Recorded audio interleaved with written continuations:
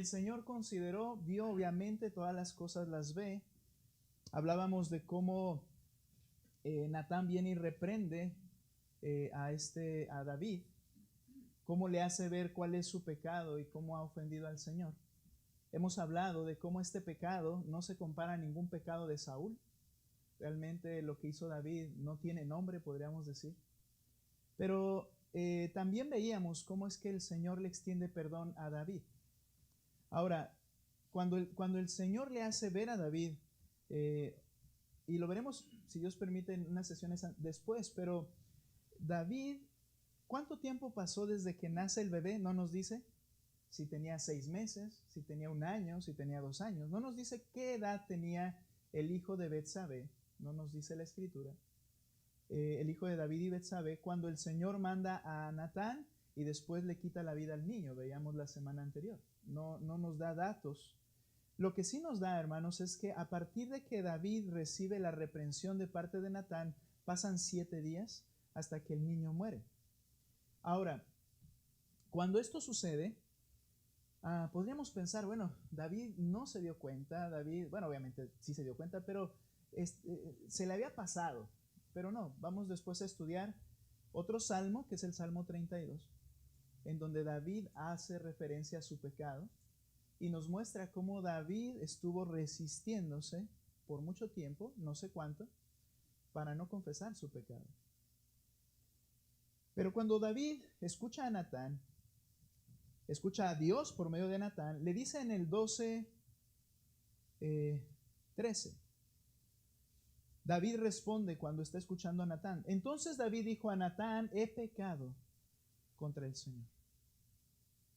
Y Natán dijo a David, el Señor ha quitado tu pecado, no morirás. Sin embargo, por cuanto con este hecho has dado ocasión de blasfemar a los enemigos del Señor, ciertamente morirá el niño que te ha nacido. Y Natán regresó a su casa.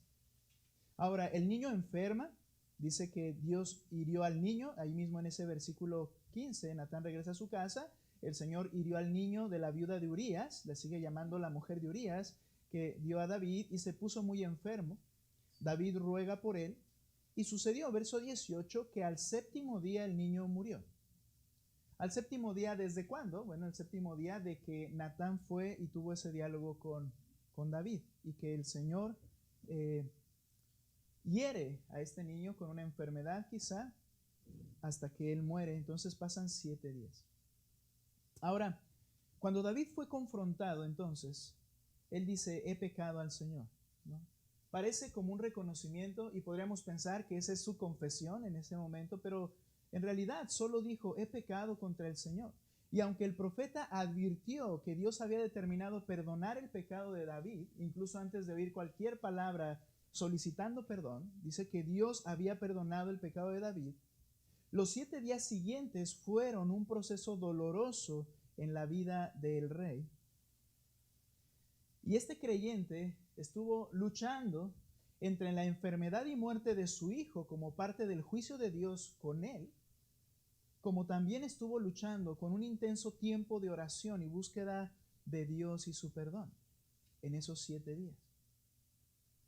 Y entonces es en el Salmo 51, escrito por el mismo David en estos días, en esta escena, donde el mismo David nos revela esa semana como un tiempo de clamor por perdón a Dios y en donde podemos aprender que el pecado cometido solo encuentra remedio cuando hay un genuino arrepentimiento. Hoy comenzaremos a estudiar el Salmo 51, al cual he sobretitulado, por decirlo así, el arrepentimiento necesario. ¿Quién escribe el Salmo 51? El mismo David. El autor revela cómo se ve un corazón genuinamente arrepentido delante del Dios a quien ha ofendido. Salmo capítulo 51. Ve conmigo para allá, por favor. Hay mucho que podemos estudiar allí. Pero vamos a ver una primera parte, si Dios permite. El arrepentimiento necesario. Salmo 51. En la escritura hebrea original, Si tú notas arriba del Salmo 51, nuestra Biblia trae un título en negras, ¿verdad? Eso no es inspirado por Dios, eso no es parte de los escritos, es algo que nuestra Biblia le puso un título y dice, por ejemplo, la mía, oración de un pecador arrepentido. Pero enseguida hay unas pequeñas letras que dicen, para el director del coro, Salmo de David, cuando después que se llegó a Betsabé, el profeta Natán lo visitó. Este salmo es escrito, y estas letras en el original, en el hebreo original, aparece como verso 1 y verso 2, en realidad. Nosotros comenzamos el verso 1 donde dice, ten piedad de mí, pero era inspirado desde que fue escrito, aparece ese título. ¿Y quién lo escribió sino David? Para decir, esto lo escribí en este preciso momento. Y que no quedara en el olvido, que alguien pudiera suponer, bueno, fue algo quizá retórico que pasó la vida de David. No, él escribe y dice, fue después de que vino Natán y me visitó, por lo que yo había hecho con Betsabé, que él escribe este Salmo 51.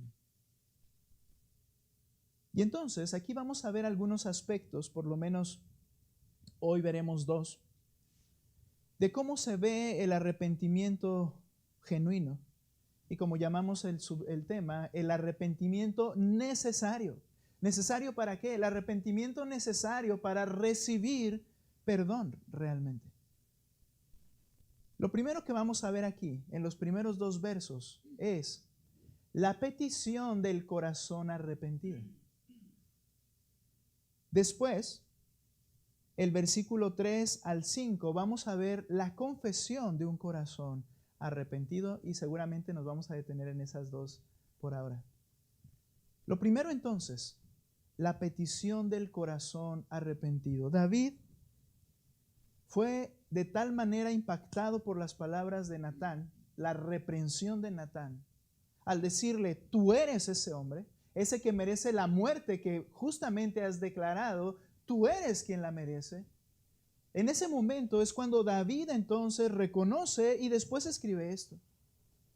Y para decirlo de paso también, hermanos, esto es lo que es necesario que pase en la vida de alguien que hemos pecado.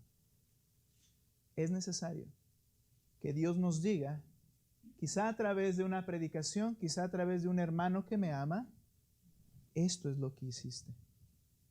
Por eso el Señor Jesucristo, cuando habla a sus discípulos, les dice, si tú ves que tu hermano peca, ve, y estando tú y él solos, ¿qué dice?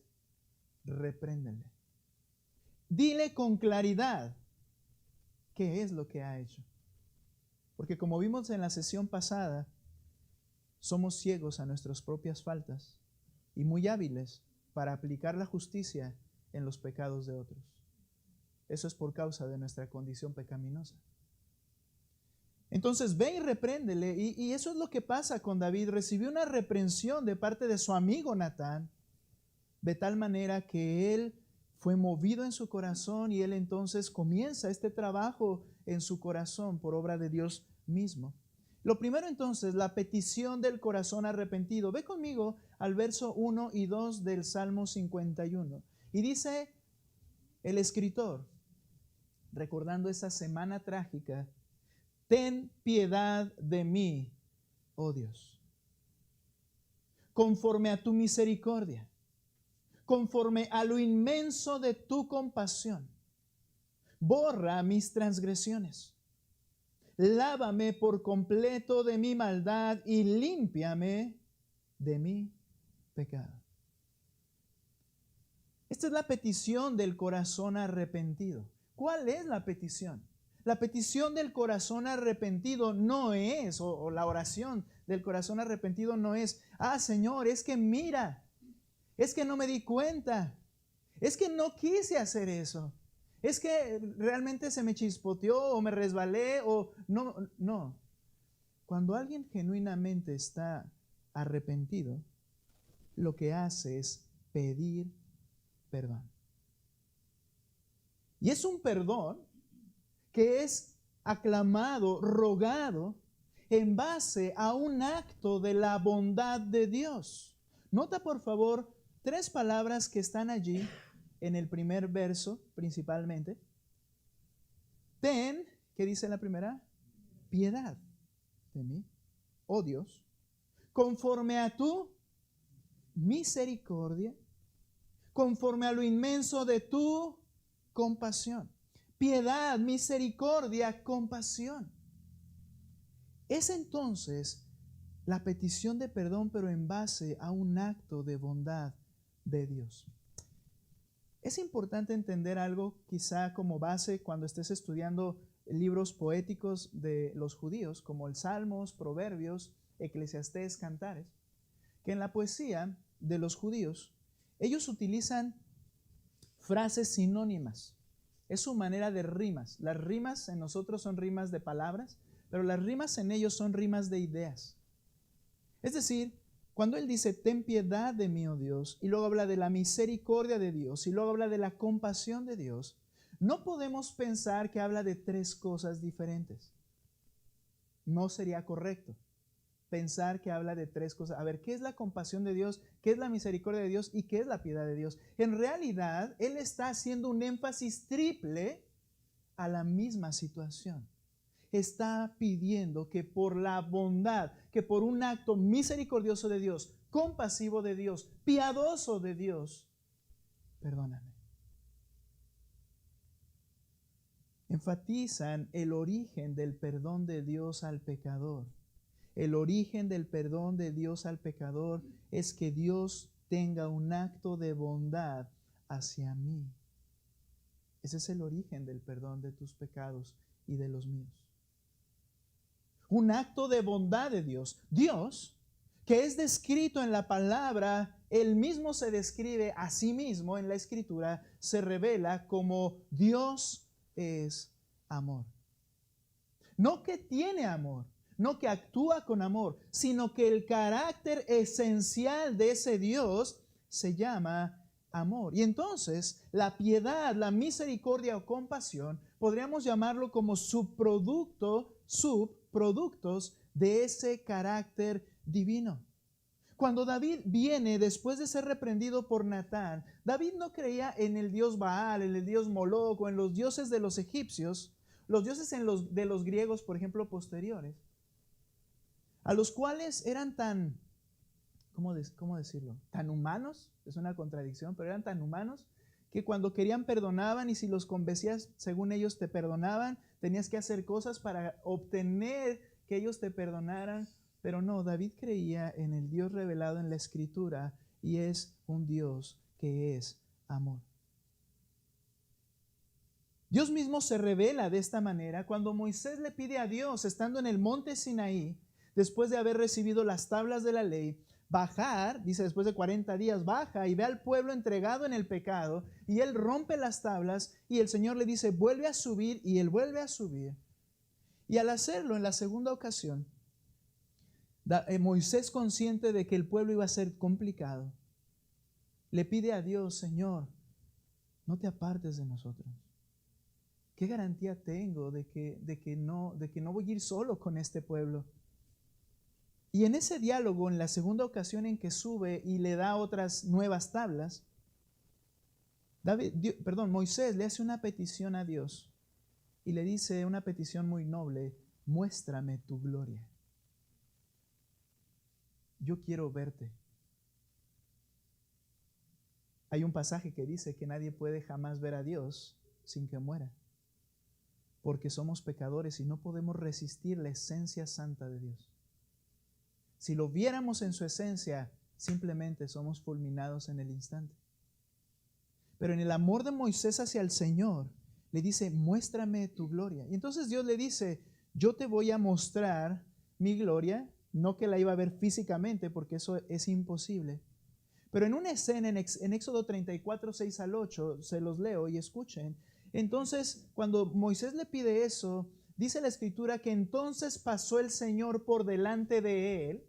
Obviamente Moisés no vio nada como tal físicamente, pero dice que Dios pasó por delante de él y proclamó. ¿Quién proclamó? Dios mismo. Con su voz de estruendo, con su voz lo describe la Escritura como cuando cae el relámpago y truena y hace que te cimbres. Y por eso el pueblo le dijo a Moisés, mejor tú sube y habla con él porque vamos a morir si seguimos escuchando a Dios.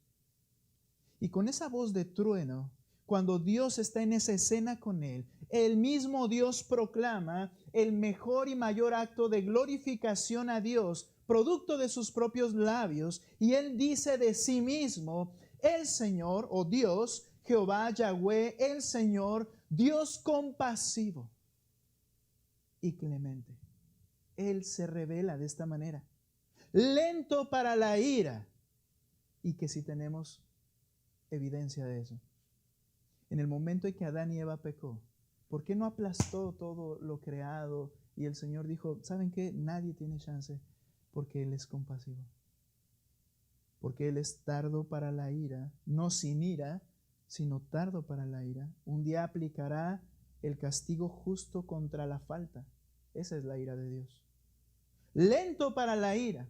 Y Él sigue hablando, abundante en misericordia y verdad, es decir, fidelidad, que guarda misericordia a millares, el que perdona la iniquidad, la transgresión y el pecado, y que, mira este contraste hermoso, perdona la transgresión y el pecado, y que no tendrá por inocente al culpable. ¿Te acuerdas? El pecado no queda impune. Parecen dos cosas que, ¿cómo puede ser Dios misericordioso y perdona, pero Él no va a tomar por inocente al que es culpable? Explicaremos o intentaremos hacerlo en un momento. Y luego dice que castiga la iniquidad de los padres sobre los hijos y sobre los hijos hasta la tercera y cuarta generación. Y entonces cuando oyó esa voz, Moisés se apresuró, dice el texto, a inclinarse a tierra y adoró. Pero esto es lo maravilloso. El que dijo estas palabras no fue Moisés, sino Dios revelándose a sí mismo ante Moisés, dice, este soy yo, esta es mi gloria. Manso, humilde, misericordioso, tardo para la ira, amplio en perdonar, compasivo y clemente, quise decir. Ese es Dios. David, cuando comienza aquí, ¿a qué aclama ante Dios?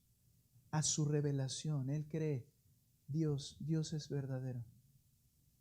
Y si Él lo dijo, Él lo es.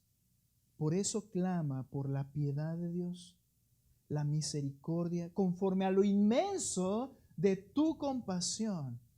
Es ahí donde clama. Hermanos, el pecador no puede reclamar que se haga justicia para perdonar su pecado. Mira, cuando hay un problema, cuando hay una falta, y me hace recordar a Job, ¿no? Incluso David, tú puedes ver textos, salmos de David, que él escribió y dice, soy justo, Señor. Así lo escribe David. Yo soy justo delante de ti y aborrezco a los que hacen la iniquidad. Y algunos han dicho, es que es muy probable que David escribió esos salmos antes de haber pasado por esto. ¿Por qué? Porque de alguna manera en algunos pasajes David habla de su estado y de inocencia, en el sentido de que él no ha cometido algún pecado. Ahora, lo que quería decir es que ¿cuántas veces no pasa que clamamos por justicia? Nos han hecho algo, alguien nos hizo una cara, alguien no nos trató como pensamos que merecemos y nos molesta y pedimos que se haga justicia. Pero la pregunta es, si se hace justicia, crudamente justicia, ¿quién puede ser librado? El pecador no puede reclamar, ahora, escucha a lo que me refiero, que se haga justicia para perdonar su pecado. Señor, haz justicia y perdóname. Bueno, serían dos términos contradictorios. Porque si hace justicia, te debe castigar por el pecado. Hablando un poquito de esto, cuando pensamos en el perdón de Dios y pensamos a quién perdona a Dios, si has entendido y yo he entendido que el perdón de Dios es un acto de bondad soberana de Dios, que Él lo lleva a cabo como a David.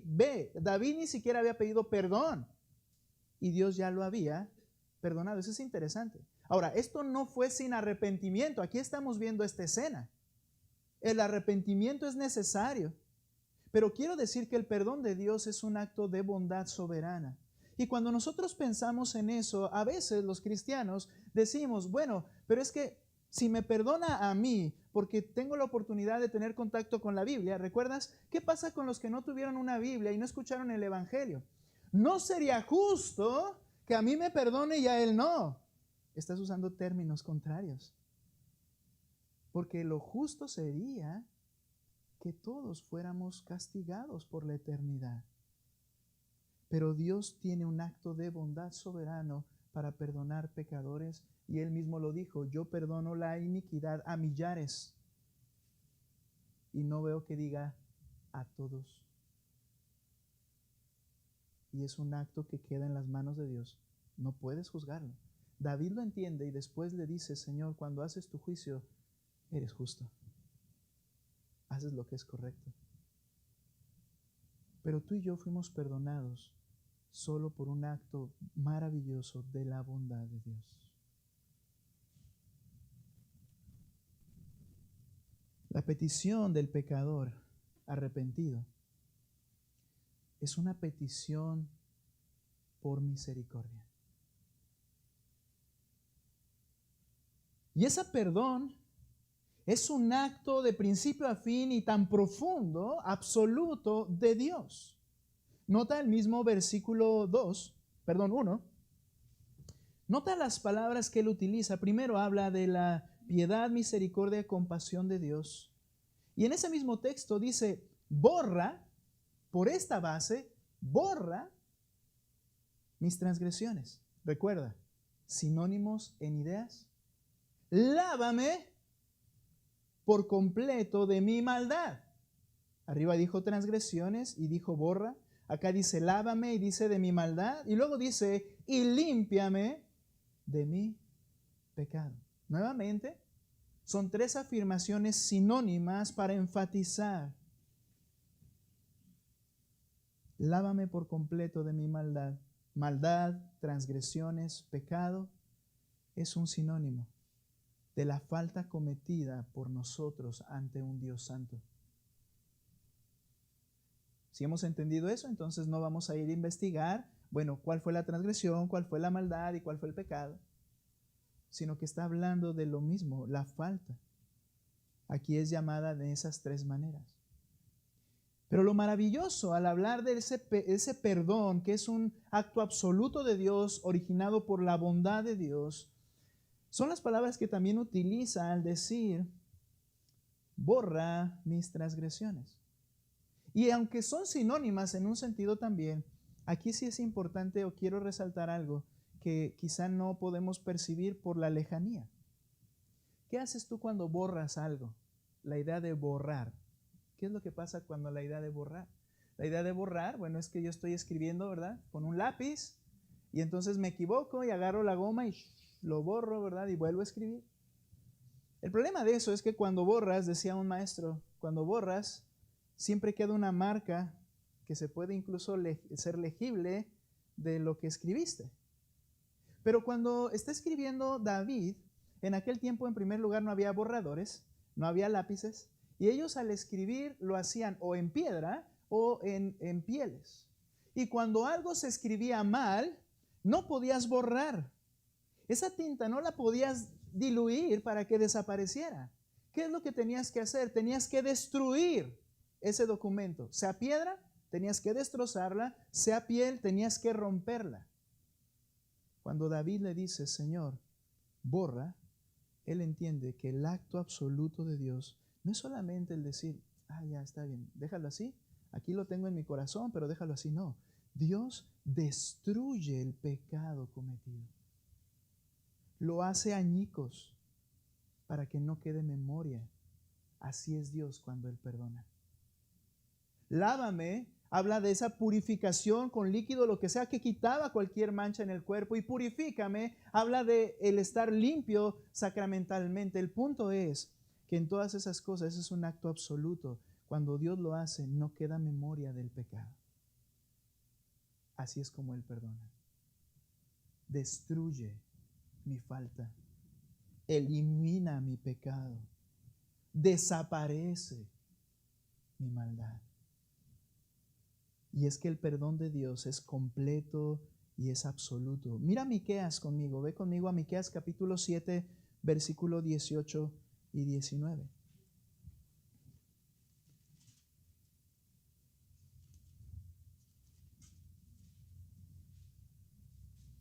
Miqueas 7, 18. Y esto es lo que le da gloria a Dios. Y le damos gloria a Dios por esto.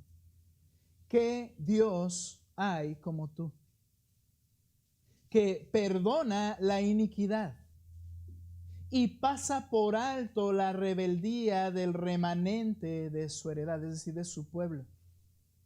Mira, no persistirá en su ira para siempre, porque se complace en la misericordia. Es decir, el castigo justo por un pecado cometido, cuando Él no perdona, ya no hay delito que perseguir. Por eso su ira no permanece. Se deleita en misericordia, porque borra, elimina el pecado. Y dice el 19, volverá a compadecerse de nosotros, dice el creyente escribiendo aquí, eliminará nuestras iniquidades, sí, arrojará a las profundidades del mar todos nuestros pecados. Nuevamente, aquí estamos hablando en un acto también, una frase poética. No vayamos a pensar que qué hay en el fondo del mar. Hey, no te vayas buzo muy abajo, porque si te vas muy abajo te vas a topar con los pecados. ¿Cuál es la idea? Bueno, para la mente humana, algo que queda en el olvido y que nadie puede ir a buscar es precisamente en ese tiempo más entrar a las profundidades del mar. Y la idea es esta: cuando Dios trata con tu pecado y lo perdona, desaparece. Ya no hay nada que perseguir. El juez ya no lo traerá a colación, porque el juez santo, justo y amoroso que es Dios, lo ha perdonado. Ya no vendrá a colación. Esto nos debe llenar, hermanos, de esperanza, de gozo y de alabanza. Porque no, lo que yo fui ya no va a venir a la mente de Dios. Ya no. Todos mis pecados por los cuales yo iba al infierno, ya el Señor los ha perdonado, los ha olvidado. Cuando Él perdona, lo hace de esta manera. Vemos ahí que Dios perdona. David lo entiende, lo cree, lo está pidiendo: Señor, perdóname.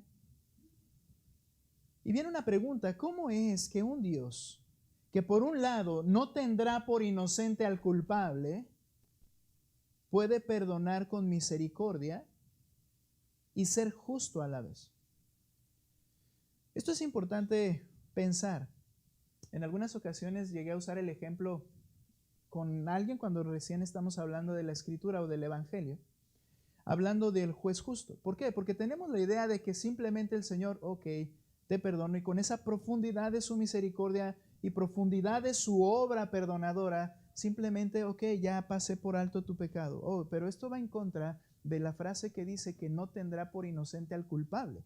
Si tú y yo cometimos pecados, ¿somos qué?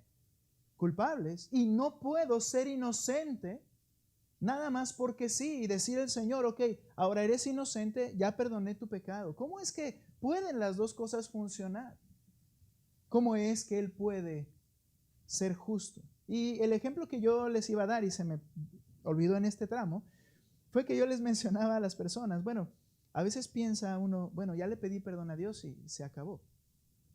Pero, ¿qué pasa si Dios simplemente dice, mira, como se tiene la idea, cuando mueras, el Señor va a compungirse en su corazón porque moriste, y ignoras algo, que Él fue el que estableció que debías morir? Pero bueno, se compunge y va a decir, ok, está bien, pásale. Aunque moriste y eres un pecador, pero pasa, te hablo mi corazón porque soy un Dios de amor.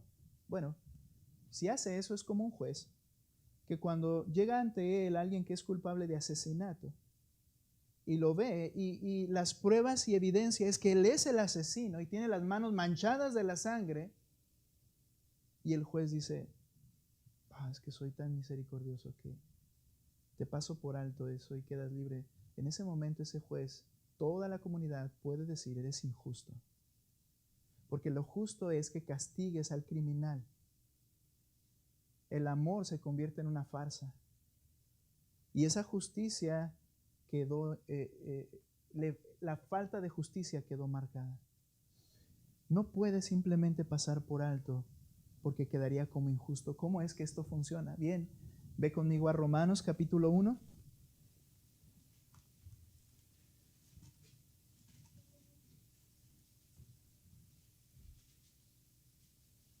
Romanos 1. Y mira lo que dice, por favor, verso 16 y 17, hermanos. Romanos 1, 16 y 17. ¿Listos? Dice el apóstol Pablo, porque no me avergüenzo del evangelio. Es decir, lo anuncio, lo predico. Pues es el poder de Dios, ese poder que destroza el pecado y lo hace añicos para que no quede memoria. Pues es el poder de Dios para salvación a todo aquel que cree. ¿Qué cree qué? El evangelio. Del judío primeramente y también del griego, porque en el evangelio la justicia de Dios se revela por fe y para fe, como está escrito, mas el justo por la fe vivirá. ¿Cómo es que en el evangelio la justicia de Dios se revela por fe y para fe? El evangelio me anuncia que el Padre, Dios, castigó al Hijo por los pecados. Y Él recibió todo el infierno, lo dijimos la semana anterior, Él recibió todo el infierno que merece el pecado. El evangelio anuncia que el pecador tiene posibilidad, perdón de parte de Dios, por medio de la fe en Jesucristo, porque el Padre ya descargó la ira que el pecado merece sobre Cristo. Es ahí donde se revela la justicia de Dios. No, Él no se hizo un juez injusto, dejando pasar por alto el pecado. Desde el Antiguo Testamento, cuando David pide, Señor, borra, destruye mis rebeliones y mis pecados, esto apunta a una persona. Esa persona es Cristo. Apunta hacia Cristo y es por medio de Cristo que el Padre perdona de esa manera radical el pecado a todo aquel que se arrepiente.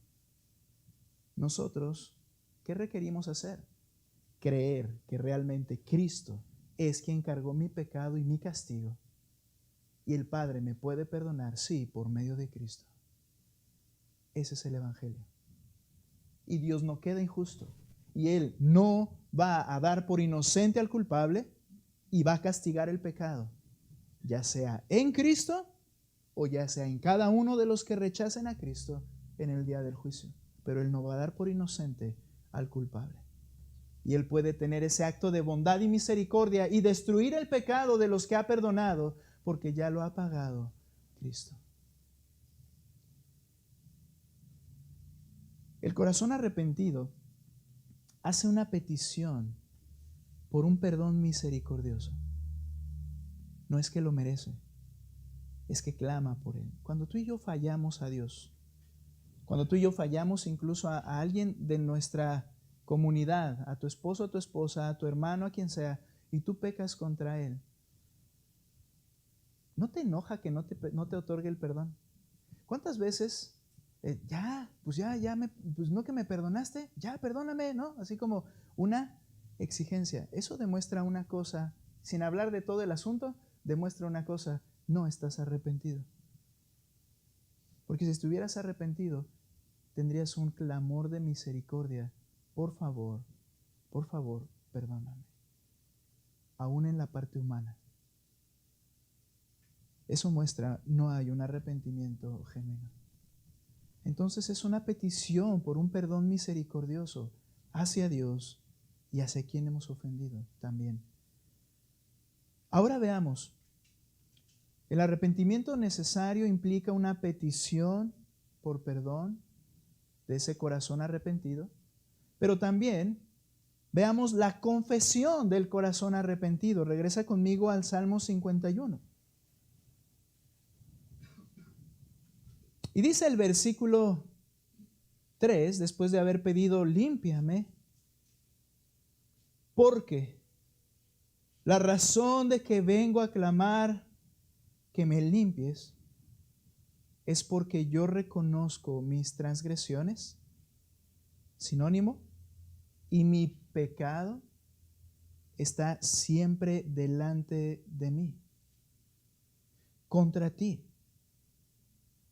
solo he pecado y he hecho lo malo delante de tus ojos.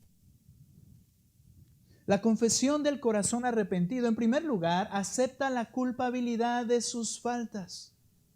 David reconoce y lo tiene presente con claridad. ¿Qué tiene presente con claridad? Porque yo reconozco mis transgresiones, mi pecado está siempre delante de mí. Era como haber visto una película de terror y entonces en los momentos de oscuridad él lo tenía tan presente que tiene temor una persona, ¿no? Cuando el pecado realmente, he sido convencido de mi pecado, me queda perfectamente claro. Y no puedo quitar la mente de eso. Yo sé que lo hice. Yo sé que soy el culpable. Yo sé que lo cometí, Señor, lo reconozco y lo tengo enfrente con claridad cada día, cada día. La confesión implica, en primer lugar, aceptar la culpabilidad de tus faltas. Es reconocer que el pecado es horrible y que nadie más es culpable sino solo yo. El arrepentido no pone aquí absolutamente a nadie más, sino dice, yo soy el culpable. No es como Adán y Eva. Cuando el Señor vino con Adán y le dice, ¿qué has hecho? Adán le dice, la mujer que tú me diste. No solo ella, sino coludida contigo, porque tú te equivocaste en darme a ella. Ella fue la que me hizo pecar. ¿Y qué pasa con nosotros cuando decimos que estoy confesando un pecado, pero dentro de nuestro corazón ni lo vemos horrendo y lo sentimos compartido? Bueno, sí, Señor, perdóname por esa actitud, pero olvídalo, no estás arrepentido. No tienes claro tu pecado delante del Señor. Tienes que aceptar la culpabilidad de tus faltas tú solo. Es hermoso esto horrible, ¿no? Es hermoso ver cuando Dios abre un corazón y la persona con toda claridad puede decir, yo soy culpable. Pero es bien peligroso cuando al hablar el Evangelio, por ejemplo, a alguien y hablar acerca de su condición pecaminosa, pueda decir, bueno, si es que hay gente muy mala, yo no soy tanto. Eso es tan peligroso porque no está arrepentido en absoluto. Es aceptar la culpabilidad de tus propias faltas. Y algo más que dice aquí David acerca de su confesión. Él confiesa, y reconozco mi transgresión, mi pecado está siempre delante de mí. Y luego en el verso 4, en este reconocimiento dice, contra ti solo he pecado. Cuando dice ahí la palabra solo, no tiene acento. Y está muy bien. ¿Por qué? Porque implicaría, contra ti solo he pecado. Es como que es lo único que yo he hecho, o que yo lo he hecho de esa forma. Pero la idea es, podríamos decirlo de esta manera, mi pecado es solo contra ti. Es reconocer y entender que el pecado es ante la presencia únicamente de Dios. De esta manera David expresa quién es su principal preocupación. Su principal preocupación es que han sido ante los ojos de Dios. No le preocupa su reputación, no le preocupa el qué dirán, no le está interesando ahorita arreglar los resultados de su pecado. De hecho, hermanos, esta confesión no era para que el niño sanara. Esta confesión no era para que el niño se librara. Él lo dice en 2 de Samuel, dice que él estuvo orando que sanara al niño. Pero en la confesión de pecado, su principal enfoque es, yo he pecado delante de tus ojos, he ofendido tu nombre. Eso es mi problema ahora, que yo he manchado tu santidad.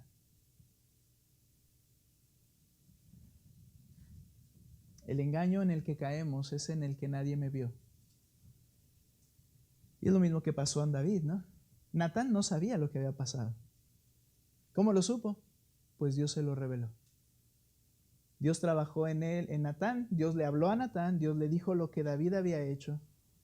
Y creo que con vergüenza David, cuando escucha esas palabras de Natán, a su amigo le dice: he pecado contra el Señor. Pero el pecado es única y exclusivamente ante la presencia de Dios. Ahora, aquí viene algo interesante. ¿A quién se debe confesar las faltas y pedir perdón? Como somos humanos y tenemos un abogado interno que siempre intenta justificarnos, sucede que cuando hablamos acerca de confesar las faltas y pedir perdón, decimos y podemos decir de manera rápida: fue contra Dios, yo le pido perdón a Dios, pero solo por el hecho de que yo no quiero tener la vergüenza de tener que pedirle perdón a mi esposa cuando le he ofendido, a mi hermano cuando le he hecho algo que no debía hacerlo. Y digo, es contra Dios, ya le pedí perdón a él. Nota Colosenses capítulo 3, versículo 12. Es verdad que el pecado es directamente ante Dios, ante los ojos de Dios. Pero mira Colosenses 3, por favor, 12.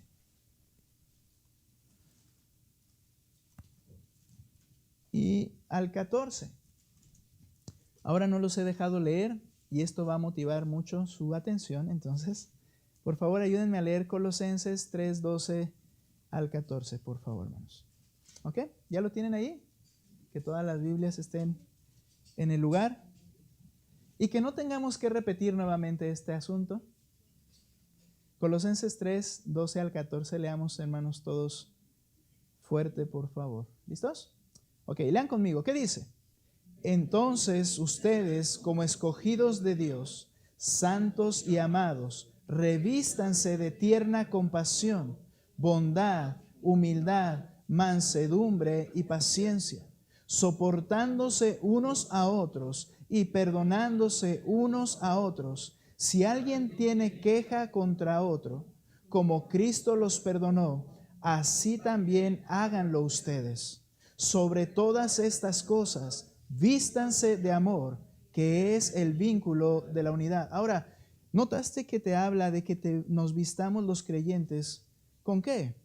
Con la vestimenta de Dios. El que perdona y es amplio en hacerlo.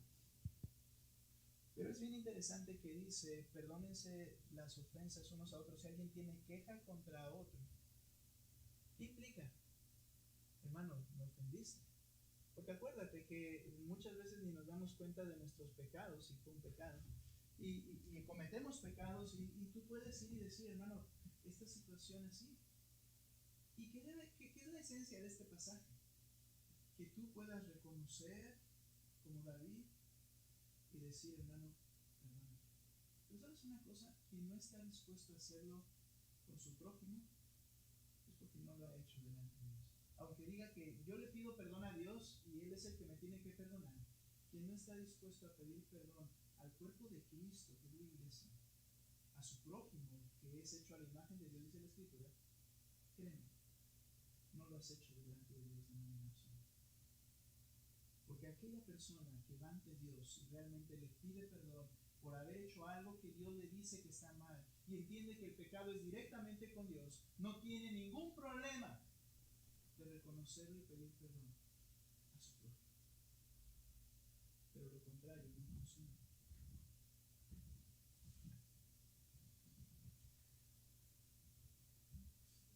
Quien con humildad puede pedir perdón a su prójimo es quien ha aprendido que primero ha pecado contra Dios. Un corazón arrepentido confiesa y reconoce no solamente que el pecado es solo contra Dios, sino también reconoce que solo Dios es justo y que está dispuesto a recibir el pago que merece su falta. Muchas veces decimos arrepentirnos solo por el hecho de que no reciba yo más problema, pero en realidad un genuino arrepentimiento está dispuesto a recibir, si es necesario, el castigo.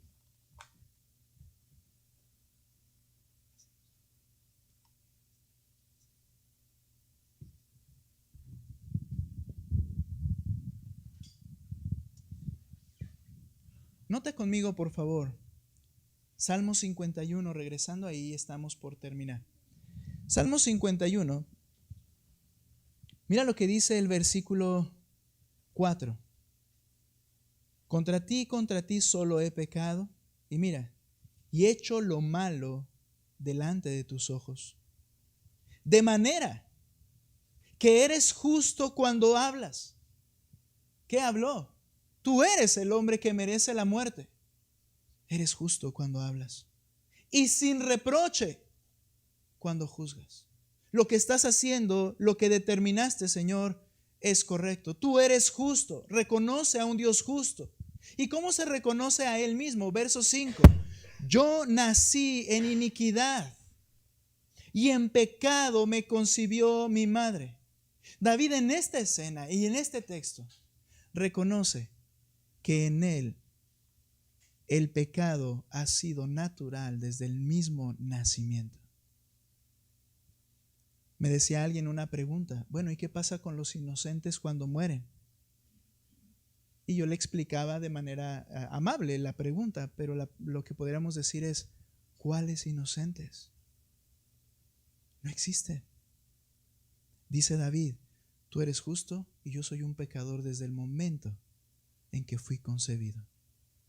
Merezco el castigo, Señor, pero clamo a tu misericordia y bondad. Perdóname. Perdóname. Un corazón arrepentido entonces confiesa y reconoce que Dios es justo y que Él es pecador. El arrepentimiento y el arrepentido genuinamente clama por un perdón misericordioso. Reconoce honestamente su propio pecado ante Dios y lo confiesa. Muchos teólogos, muchos predicadores han dicho esto de David, que cometió el pecado más atroz, pero vemos lo que nunca vemos en Saúl, un genuino arrepentimiento. Tú y yo no somos mejores que nadie, hermanos, pero si fuiste perdonado, es porque hubo en ti y en mí un genuino arrepentimiento. Y eso debe marcar nuestra vida permanentemente. Porque seguimos siendo pecadores. Podemos ofender a Dios y a los que nos rodean, pero seguimos teniendo arrepentimiento genuino de manera permanente. Gracias a Dios por su amplia misericordia, por su perdón tan profundo y absoluto que borra nuestras transgresiones porque las cargó en Cristo, en quien hemos creído y a quien amamos. Gracias a Dios porque no recordará mi pecado, sino que ahora me ha dado una nueva vida. Y eso me motiva a vivir una vida de humildad y arrepentimiento constante frente a mis hermanos y frente al Señor. Por eso el creyente no debe luchar en reconocer sus faltas y atenderlas y arreglarlas lo antes posible. Seguiremos hablando del arrepentimiento necesario. Hablaremos de la gracia en el corazón arrepentido. Hablaremos de la confianza del corazón arrepentido. Y por último, hablaremos del corazón arrepentido y cómo imparte Él mismo gracia. Vamos a pedir a nuestro Dios y a orar en esta hora que nos siga dando de su gracia. Señor, tú eres bueno y justo, y nosotros pecadores.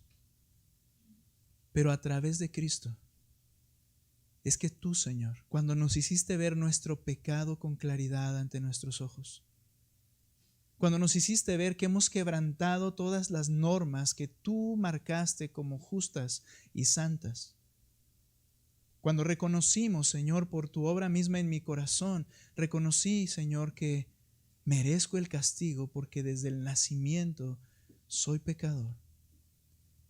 Entonces te exaltan nuestros labios y corazones porque eres amplio en perdonar. No de manera injusta, sino cargando mi pecado en la vida de Cristo. Cargando la ira que yo merecía en el cuerpo de Cristo. Señor, gracias por perdonar a millares y no tomar en cuenta nuevamente sus pecados. Te ruego, Padre, que esta clase de arrepentimiento sea la manera que marque nuestra forma de vivir diariamente. Porque llegamos a pecar nuevamente, necesitamos confesar, necesitamos pedir perdón, necesitamos arrepentirnos, porque esto nos hace ver, Señor, como verdaderos creyentes. Señor, gracias por el ejemplo en David. Gracias por tu palabra. En el nombre de Cristo. Amén.